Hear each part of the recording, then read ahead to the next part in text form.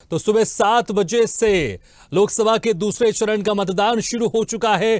तकरीबन अब 10:30 बज चुके हैं और यहां पर लगातार इसी बात की कोशिश की जाएगी कि इस बार प्रतिशत ज्यादा हो, क्योंकि अगर पिछली बार उत्तर प्रदेश की खास तौर से प्रतिशत की बात कर ले, 19 अप्रैल को जो पहले चरण का मतदान हुआ था जिसमें 8 लोकसभा सीटें थी, उसमें सिर्फ 58.49% था। लेकिन इस बार कोशिश की जा रही है कि जो दूसरा चरण चल रहा है उसमें प्रतिशत ज्यादा हो। 13 राज्यों की 88 सीटों पर वोटिंग जारी है, जिसमें तकरीबन 1198 से ज्यादा प्रत्याशी मैदान में हैं और आज उनके भाग्य का फैसला ईवीएम में कैद हो जाएगा। यूपी से सुबह 9 बजे तक मतदान प्रतिशत भी सामने आ गया। तकरीबन 12% मतदान वहां पर हुआ है और कोशिश की जाएगी और सबको कोशिश करनी चाहिए कि जाइए, घर से बाहर निकलिए, ज्यादा से ज्यादा मतदान कीजिए। और क्योंकि उत्तर प्रदेश जहां से 80 सीटें आती हैं, सबसे ज्यादा सीटें यहीं से आती हैं और जिस किसी की भी सरकार बनती है, ऐसा माना जाता है कि उत्तर प्रदेश से होते हुए उसकी केंद्र में सरकार बनती है। तो अभी सुबह 9 बजे तक के जो आंकड़ा हमारे पास आया है, तकरीबन 12% वहां पर मतदान हो चुका है, लेकिन इस प्रतिशत को और बढ़ाना है। इसलिए स्वदेश न्यूज भी आप सभी से विनती करता है कि जिन्होंने अभी तक अपने मत का प्रयोग नहीं किया, वो घर से बाहर निकले और जाकर अपना मत दें। तो सुबह 9 बजे तक उत्तर प्रदेश में 11.67% वोटिंग हो चुकी है। 8 लोकसभा क्षेत्र में उत्तर प्रदेश में मतदान हो रहा है, जिसमें अमरोहा, मेरठ, बागपत, गाजियाबाद, गौतम बुद्ध नगर, बुलंदशहर, अलीगढ़, मथुरा, ये वो 8 लोकसभा क्षेत्र हैं जहां पर सुबह 7 बजे से उत्तर प्रदेश में वोटिंग हो रही है। उत्तर प्रदेश की अगर हम आंकड़ों की बात कर लें तो पिछली बार 2019 में यहां पर जो 80 सीटों पर लोकसभा चुनाव हुए थे, उसमें बीजेपी ने 62, कांग्रेस बीएसपी ने 10, कांग्रेस ने 1, सपा ने 5 सीटें जीती थी। और जो पहले चरण का चुनाव हुआ है यहां पर 19 अप्रैल को, उसमें भी 8 सीटों पर मतदान हुआ था। और अभी जो मतदान चल रहा है दूसरे चरण में, उसमें भी 8 सीटों पर मतदान हो रहा है। लेकिन पिछली बार जो वोटिंग प्रतिशत महज 58.49% थी पहले चरण में। इस बार स्वदेश न्यूज भी आप सभी से विनती करता है कि घर से आप बाहर निकलिए और इस वोटिंग प्रतिशत को आपको बढ़ाना। चलिए इसी खास मुद्दे पर कि उत्तर प्रदेश में जो 8 सीटों पर चुनाव हो रहे हैं, मतदान हो रहे हैं, उसमें जो चुनावी समीकरण सामने आ रहे हैं, इसको लेकर भी हम चर्चा करेंगे, चुनाव की भी बात करेंगे। हमारे साथ जो मेहमान जुड़े हैं उनका आप लोगों से तारुफ कराता हूं। हमारे साथ हैं बीजेपी प्रवक्ता संतोष दुबे जी, कांग्रेस प्रवक्ता अनिल शर्मा जी और तारिक अहमद लारी जी, सपा प्रवक्ता। आप सभी मेहमानों को बहुत बहुत स्वागत है हमारे इस खास चर्चा में। अनिल जी, आप मुझे सुन पा रहे हैं? जी जी जी, बताइए जी। अनिल जी, देखिए, प्रथम चरण की अगर बात कर लें तो 8 सीटें उसमें भी थी, दूसरे चरण में भी 8 सीटें हैं, लेकिन प्रथम चरण में मत प्रतिशत बहुत कम रहा था उत्तर प्रदेश में।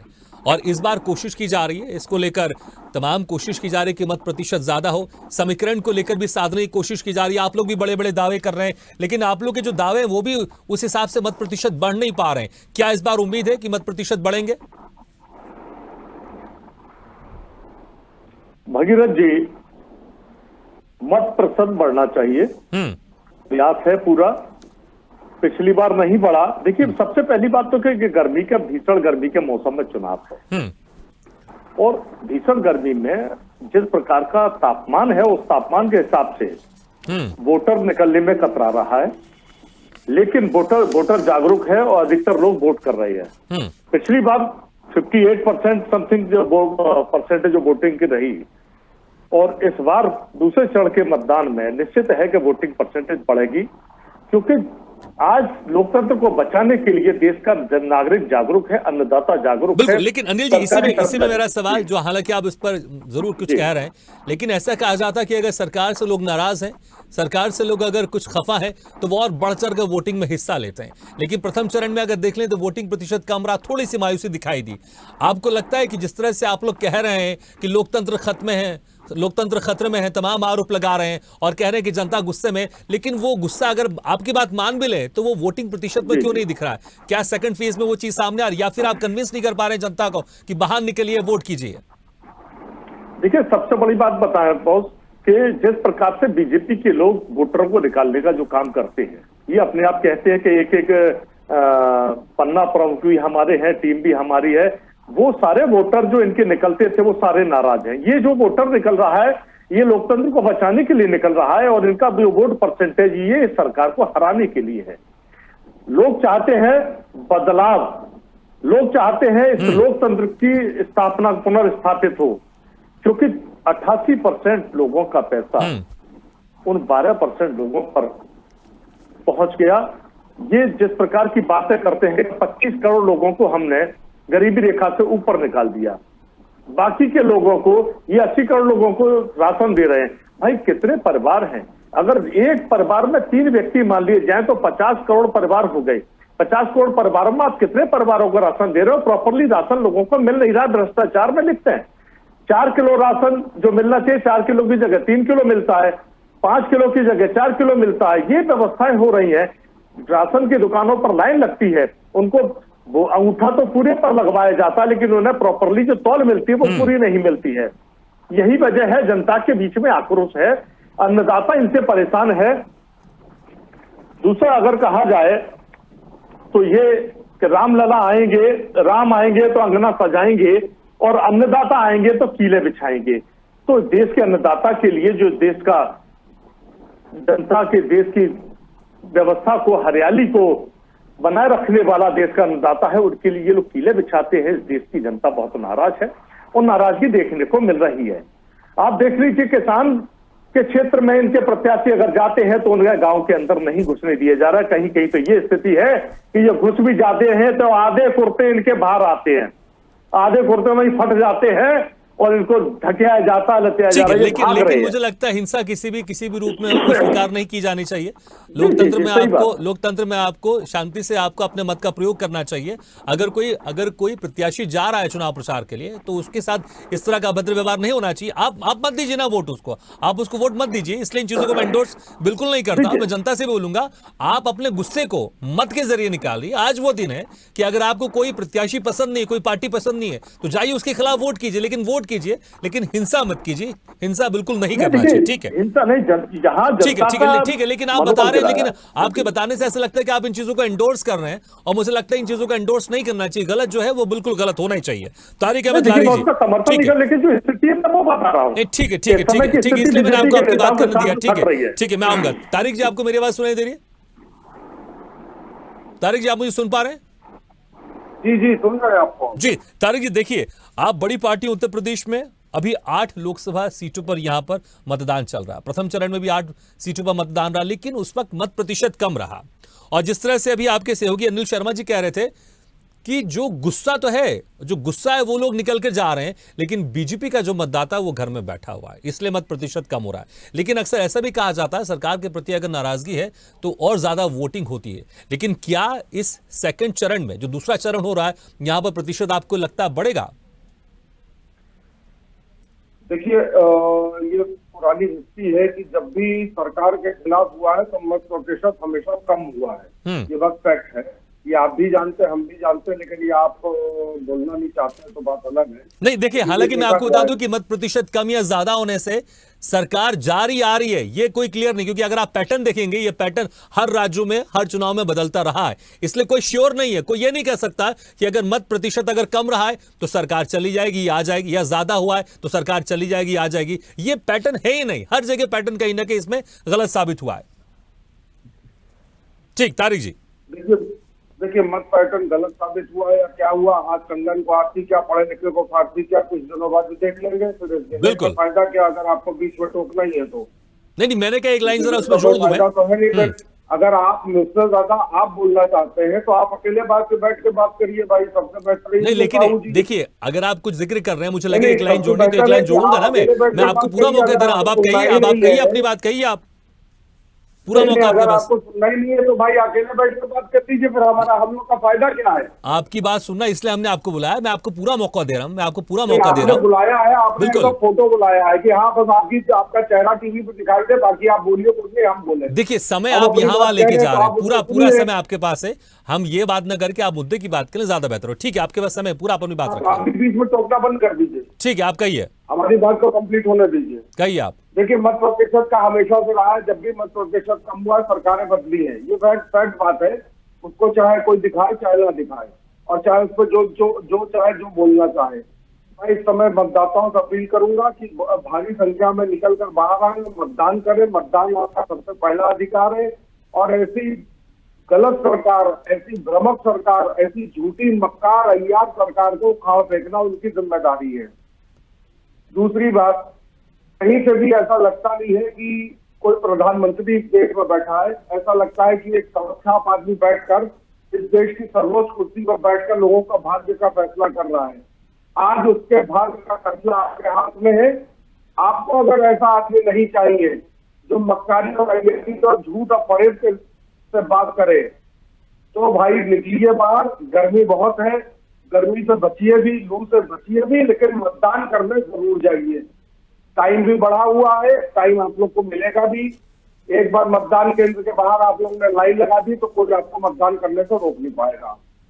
दूसरी बात, ये जो माहौल चल रहा है, जिस हिसाब से आप देख रहे हैं कि पहले चरण का मतदान हुआ था, उसके बाद मोदी जी की, मैं प्रधानमंत्री जी को नहीं कहूंगा क्योंकि उसकी गरिमा इन्होंने बहुत गिरा दी है।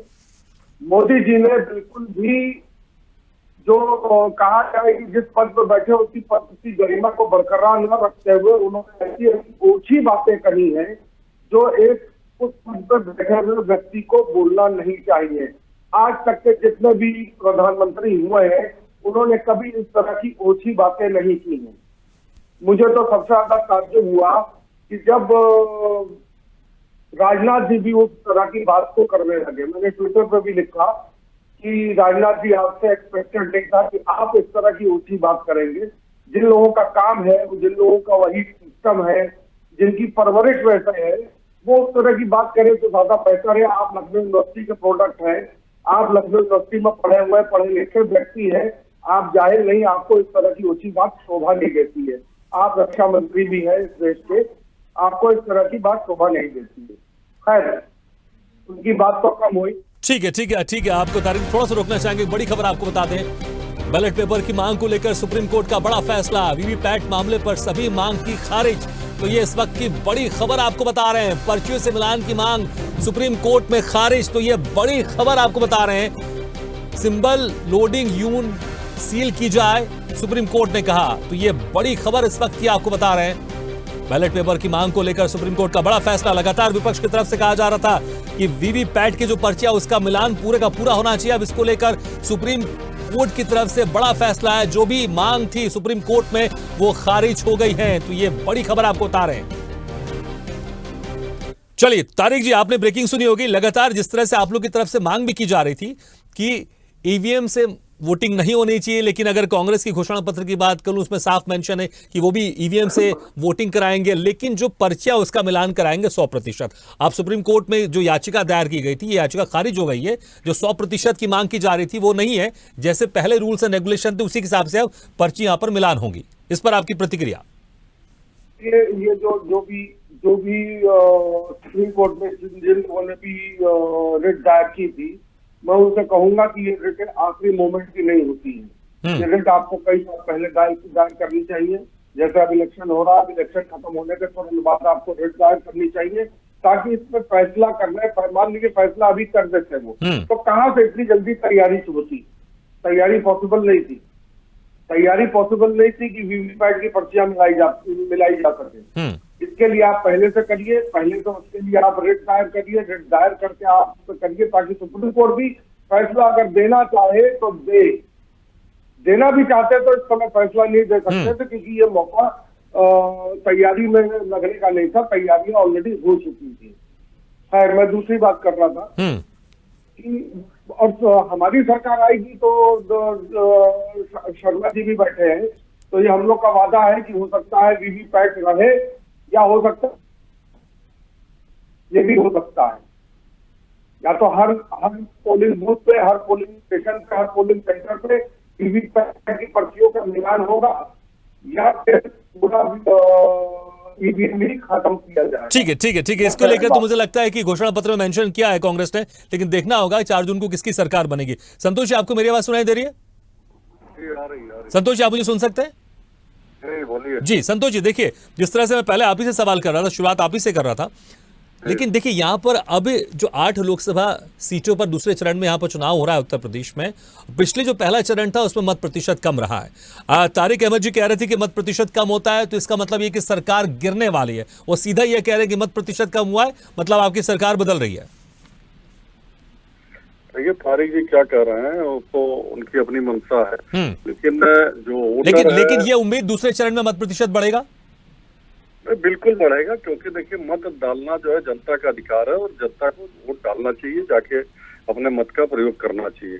और इसके लिए हम लोगों ने जो है पहले भी अवेयरनेस किया है, लोगों को पहले भी जागरूक किया है, सरकारें भी जागरूक करती रही हैं और बहुत सारी जो है जो संस्थाएं हैं वो भी जागरूक करती हैं मत देने के लिए। तो मत देना जनता का अधिकार है, उसको करना चाहिए। लेकिन मत प्रतिशत में जो गिरावट आई का 2 कारण हो सकते हैं। तो धूप भी बहुत है और सारी चीजें हैं, तो जिसमें जो है पहले चरण का जो मतदान हुआ उससे ये मानना कि सरकार जा रही है या सरकार नहीं बन रही है, ये तो विपक्ष को जो है सोचना है और स्वस्थ रहे कि भाई हो सकता हो जो है सरकार जा रही हो, तो सोचना सही है। लेकिन खुश हो, लेकिन दूसरी चीज ये है कि जो वोटर है हमारा, जो हमारा कोर वोटर है, जिसके भरोसे हम चुनाव लड़ रहे हैं, जो हमारे वॉलंटियर हैं, जो हमारे कार्यकर्ता हैं, भरोसे चल रहे हैं। हम हवा में चुनाव नहीं लड़ते और हमें पता है कि हमारा वोटर निकल के हमको वोट कर रहा है। और आज की जो वोटिंग हो रही है उसमें भी मत प्रतिशत हम लोगों को उम्मीद है कि ज्यादा से ज्यादा इस बार वोट पड़ेंगे आज के दिन, और इसके बाद भी जो चुनाव होंगे उसमें भी मत प्रतिशत बढ़ेगा। और जहां तक माननीय मोदी जी के कामों की बात, उन कामों को लेकर जनता के बीच में हम लोग गए हैं और हम आश्वस्त हैं कि इस बार। ठीक है, कितना आश्वस्त है आप लोग? अभी जो आज दूसरे चरण में 8 सीटों पर जो मतदान हो रहा है, क्या लगता है आपको कितनी सीटें आपके हिस्से में आने वाली, कितनी मजबूत स्थिति आपको यहाँ लगती है और इसकी क्या वजह? पूरी 8 की 8 सीटें हम जीत रहे हैं। आज तो जो है विपक्ष कोसों दूर रहेगा। आज का जो चुनाव हो रहा है उसमें कोसों दूर है विपक्ष। और विपक्ष क्या, विपक्ष की कोई तैयारी ही नहीं है। विपक्ष को जो है नेताओं को आपने देखा होगा, ना कोई रैली है, ना कोई भाषण है, ना कोई इनका कार्यकर्ता निकल रहा है कहीं, क्योंकि ये तो हार मान चुके लोग हैं, ये हारे हुए लोग हैं, ये चुनाव क्या लड़ेंगे। इनको तो सिर्फ एक चीज दिखती है कि किसी तरीके से मोदी जी पे जो है गलत बातों का उपयोग करो, गलत टीका टिप्पणी करो। अरे भाई चुनाव लड़ना है तो एक स्वस्थ परंपरा को लाइए, स्वस्थ परंपरा को लेकर चुनाव में उतरिए। हमने काम किया है, उस कामों को जो है क्रिटिसाइज करने का काम करिए। वो उसकी बात नहीं करते हैं, ये सीधे पहुंच जाएंगे कि मोदी जी के परिवार पे, मोदी जी के डीएनए को चेक करने लगते हैं। तो इस तरीके की जो भाषा है विपक्ष की, जो भाषा शैली है, जनता जानती है और जनता पूरी तरीके से आश्वस्त है। उसे किसे वोट करना है और जनता निकल कर वोट कर रही है। निश्चित ही हम इस बार भी सरकार बनाने में सफल। ठीक है, वो 3-4 काम मुझे आप थोड़ा गिना दीजिए जो आपको लग रहा है कि जिसकी वजह से आप इस बार बहुत बेहतर करने वाले हैं पिछले बार के मुकाबले। फिर मैं कांग्रेस जो अनिल शर्मा उनके पास जाऊंगा। देखिए, जिस तरीके से मोदी जी ने अंशदान कार्ड जारी किया, जिस तरीके से गरीबों को राशन दिया जा रहा है, जिस तरीके से हम लोगों ने जो है रोड का है, आपने देखा एक जाल पूरे देश में बिछा है। आप कहीं निकल जाइए, किसी भी शहर में निकल जाइए, कहीं से कहीं आपको जाना हो, आपको शहर में एंट्री करने की आवश्यकता नहीं, आप बाहर रोडों से जा सकते हैं। तो जिस तरीके से हम लोगों ने रोडों का एक जाल बिछाया है, एक सुगम व्यवस्था दी है लोगों को आने जाने के लिए, मेडिकल हेल्थ कार्ड की जो है जो योजना लाए हम लोग, उसमें सभी लोगों को जो है। ठीक है, आप कह रहे हैं तो आपकी जो योजनाएं हैं या आपकी जो उपलब्धियां हैं उसको लेकर आपको पूरा भरोसा है कि अभी जो दूसरे चरण में 8 सीटें ये पूरी की पूरी इसमें आप जीत रहे हैं। अनिल शर्मा जी, बिल्कुल। ठीक है, अनिल शर्मा जी, संतोष दुबे जी तो पूरे यहाँ पर दावा कर रहे हैं कि 8 की 8 सीटें हम जीतेंगे। हम आपकी बात कर लेते हैं, हालांकि आप इंडी गठबंधन के साथ में हैं, आपका दावा क्या है? भागीरथ जी, बीजेपी पूरी तरह आश्वस्त है, लेकिन ये भी देखने को मिल रहा कि बीजेपी की घबराहट कितनी है। आगरा जनपद में 3 बार मुख्यमंत्री योगी आदित्यनाथ जी घूम चुके हैं। कल देश के प्रधानमंत्री भी आए। आखिर इतनी घबराहट क्यों है?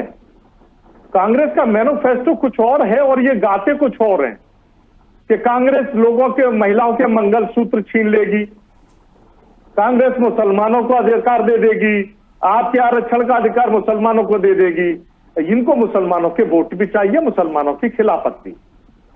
अलीगढ़ में मोदी जी जाते हैं तो मैंने सऊदी अरब में बात की थी वहां के शेख साहब से कि हमारे देश के मुसलमानों का कुछ भला कीजिए। दूसरी जगह जाते हैं, बोले मुसलमानों पर भरोसा नहीं, कांग्रेस मुसलमानों का तुष्टीकरण करना चाहती है, और ये बात करते हैं गरीबों के राशन की। 34 करोड़ लोग देश में गरीब हुआ करते थे। ये कहते 25 करोड़ लोगों को गरीबी रेखा से ऊपर कर दिया, तो 10 करोड़ के आसपास रह जाने चाहिए थे गरीब, इन्होंने तो 80 करोड़ गरीब बना दिए। 5 किलो राशन के नाम पर भिखारी साबित कर दिया देश की जनता को। ये रोड मैप की बात करते हैं भैया, केवल बाहरी हिस्से में घूमिएगा, वोट मांगने तो आपको गलियों और ठीक है, मेरे पास समय कम है, लेकिन जो हम गरीब का जिक्र कर रहे हैं, आपकी जब सरकार थी लगातार आप भी गरीबी हटाओ का नारा दे रहे थे, लेकिन लगातार ये चलता ही रहा, हर चुनाव में चलता रहा, और आज भी वही जिक्र करते हैं राहुल गांधी, तो ये कहते हैं कि हम एक झटके में गरीब हटा देंगे। ठीक है, तारिक अहमद लारी जी, देखिए आप यहां पर बड़ी पार्टी से मैंने पहले ही जिक्र किया, बड़ी पार्टियां तो बड़ी जिम्मेदारी है आपकी। जिस तरह से संतोष दुबे जी यहां दावा कर रहे हैं कि हम 8 की 8 सीटें जीतने वाले, आपके दावे क्या है और इस दावे के पीछे क्या वजह? देखिए 8 की 8 सीटें वो जीत रहे होंगे, मुंगेरी लाल के हंसी सबको वो देखना चाहे देख ले। हम अभी कोई दावा नहीं करेंगे, ना हम कुछ भूलेंगे। टाइम बहुत कम है, ज्यादा टाइम है। आप संगठन फारसी क्या, पढ़े लिखे को फारसी क्या, फालतू की डिबेट करने से कोई फायदा नहीं। हम 4 दिन का इंतजार करेंगे और ये बातें हम नहीं करते हैं इनकी तरह।